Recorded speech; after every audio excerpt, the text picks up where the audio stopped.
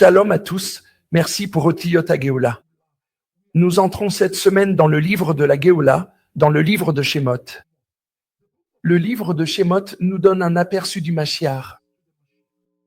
Vous voyez, la Géoula ou le Goël, le Rédempteur, c'est Moshe.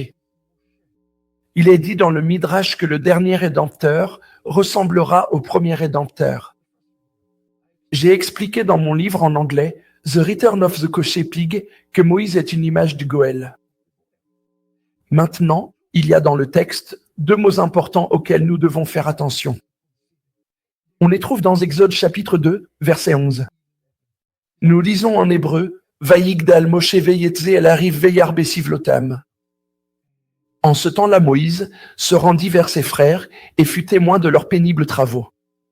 Le mot besivlotam vient du mot sevel.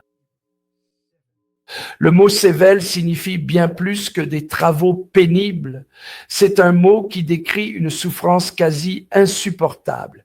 Lorsque le Tout-Puissant voit la souffrance de ses propres fils bien-aimés, les enfants d'Israël, cela réveille les cieux.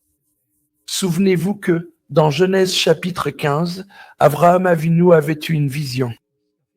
Dans cette vision, il avait vu ses descendants partir en Égypte et devenir esclaves en Égypte pendant 400 ans.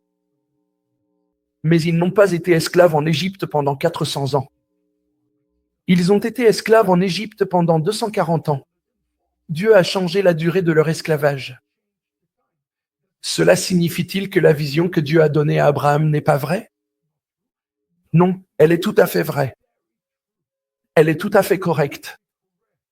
Mais la réalité, frères et sœurs, c'est que ce sével, cette souffrance et le cri du peuple sont montés directement jusqu'au ciel et ont accéléré la Géoula.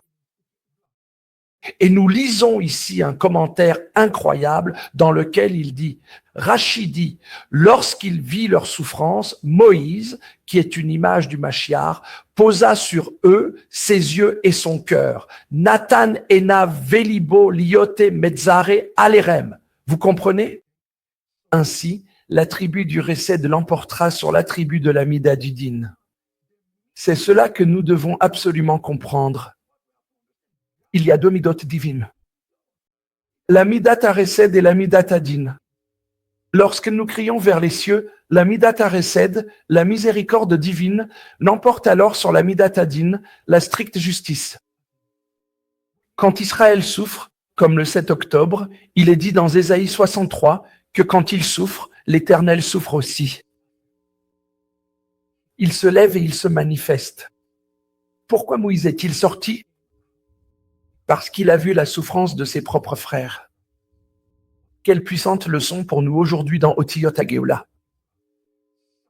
La souffrance et les larmes, même la douleur, comme celle du 7 octobre, accélèrent la venue du Mashiach.